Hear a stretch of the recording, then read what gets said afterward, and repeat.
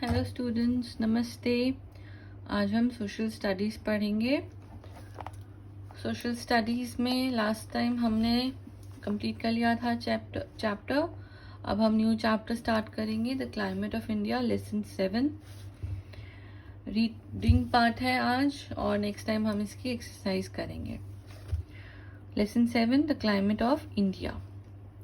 Climate means the typical weather that exists for a certain period of time at one place. There are several factors that affect the climate. The main factors are temperature and rainfall. Since India is a vast country and its climate varies from one place to another, it has different landforms. इसमें क्या बता रहे हैं कि climate क्या होता है? Weather, typical weather that exist for a certain period of time at one place. There are several factors that affect the climate. Factors हैं अलग, several factors होते हैं जो affect करते हैं climate को.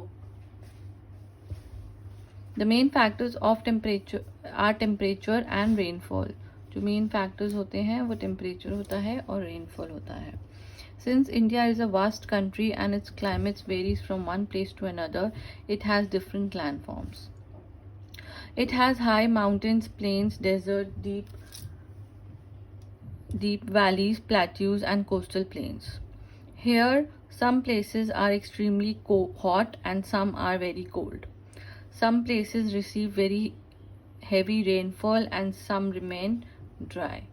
अलग अलग places के बारे में बात कर रहे हैं कि किसी जगह बहुत ही hot होता है और किसी जगह बहुत ही cold होता है, और सम प्लेसेस जहाँ पे बहुत ही ज़्यादा रेनफॉल होती है और कुछ प्लेसेस में एकदम ड्राई होता है. At some places the climate remain very pleasant throughout the year. अब जैसे आप साउथ साइड जाएंगे वहाँ पे बेंगलोर और उन सब जगह में हमेशा क्लाइमेट प्लेजेंट रहता है. और यहाँ पे कभी कुछ स्टेट्स में, कुछ पार्ट्स ऑफ इंडिया में ड्राई होता है क्योंकि वहाँ पे बिल्कुल भी रेनफॉल नहीं होती, और कुछ कहीं पार्ट्स ऑफ इंडिया में बहुत ही रेनफॉल होती है.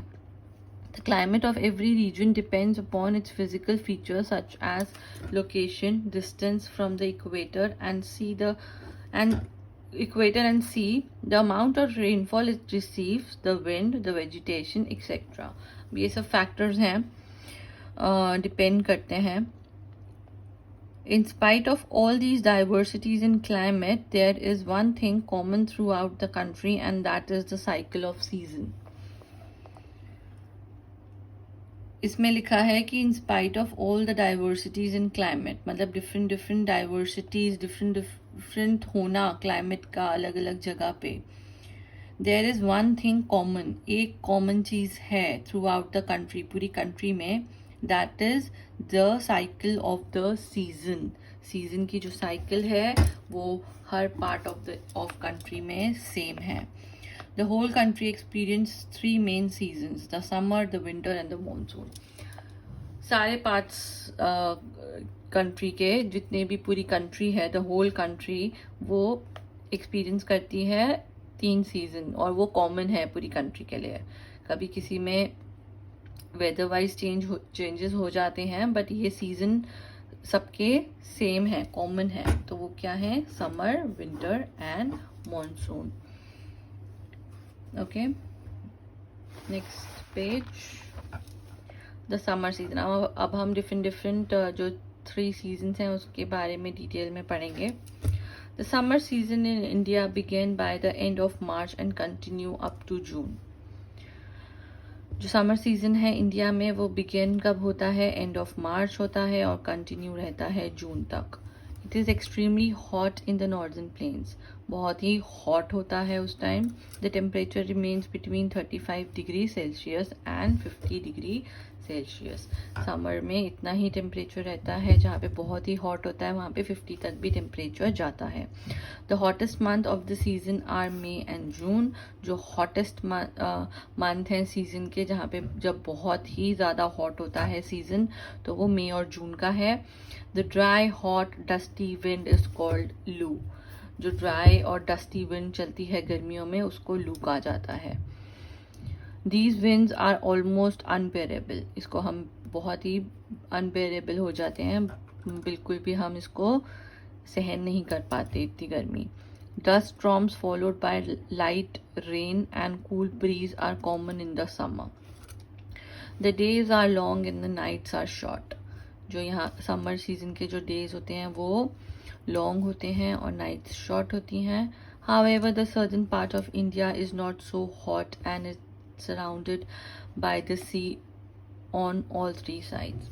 ये जो अभी हम पढ़ रहे थे ये नॉर्दर्न साइड की बात कर रहे थे, लेकिन जो साउथ साइड है, जो सदर्न पार्ट है इंडिया का, वो इतना ज़्यादा हॉट नहीं रहता क्योंकि उसके तीनों साइड सी है, surrounded by sea. The wind coming from the sea surface keeps the climate cool. जो विंड आती है सी सरफेस से वो क्लाइमेट को कूल रखती है. The coastal area is cooler than the interior area. जो कोस्टल एरिया है वो इंटीरियर एरिया से कूलर है. The hill station remain cool and pleasant during the summer. People like to visit hill station and spend a few days there. जब यहाँ पे बहुत ही ज़्यादा गर्मी होती है तभी लोग हिल स्टेशन जाना पसंद करते हैं और वहाँ पे कुछ दिन स्पेंड करना पसंद करते हैं. ये था समर के बारे में. अब हम विंटर के बारे में पढ़ेंगे. The winter season begins from the month of November and last till February. नवंबर में शुरू होता है और फरवरी तक रहता है.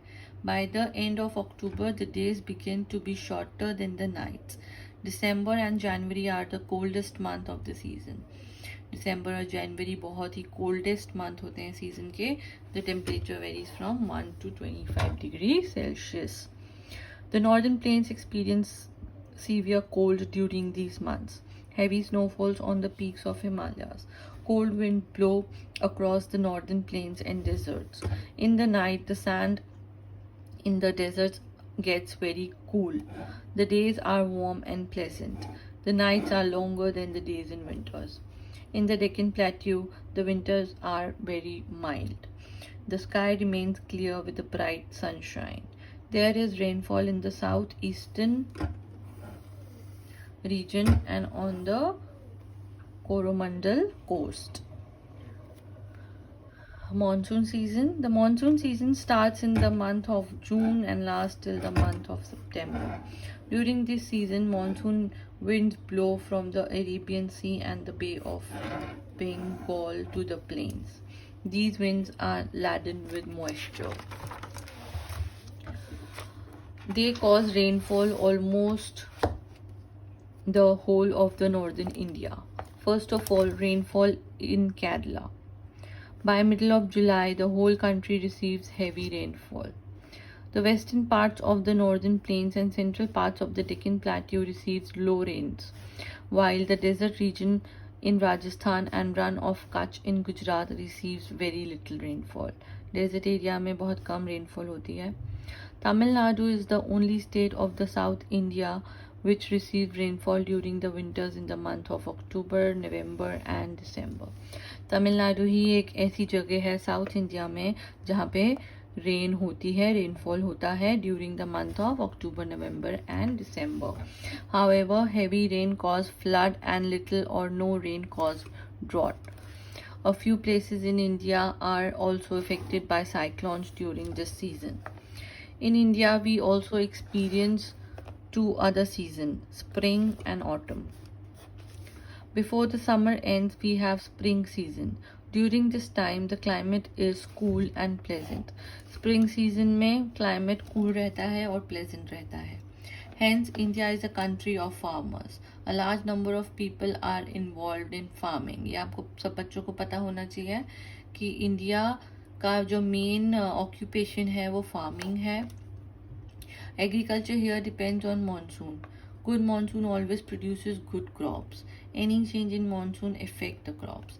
However monsoon is unpredictable. Monsoon को कभी भी हम प्रिडिक्ट नहीं कर सकते. ठीक है, वेदर फोरकास्ट में कर सकते हैं, बट कभी कभी बहुत ही अनयूजुअल वे में अलग ही टाइप की, या तो बहुत ज़्यादा रेन हो जाती है, रेनफॉल हो जाता है, या तो बिल्कुल भी नहीं होता. तो इससे फार्मर्स, क्रॉप्स, हमारी इंडिया की जो क्रॉप्स हैं उस पर बहुत इफ़ेक्ट होता है. ओके, थिंग्स टू रिमेंबर भी पढ़ेंगे हम. The climate of India varies from place to place. There are three main seasons in India: the summer, the winter, the monsoon. ये हमने अभी पढ़ा था, उसी के points हैं. It is very warm during the summer throughout the country. The monsoon winds rise from the sea and bring rains all over the country. The northern plains experience severe cold during the winters.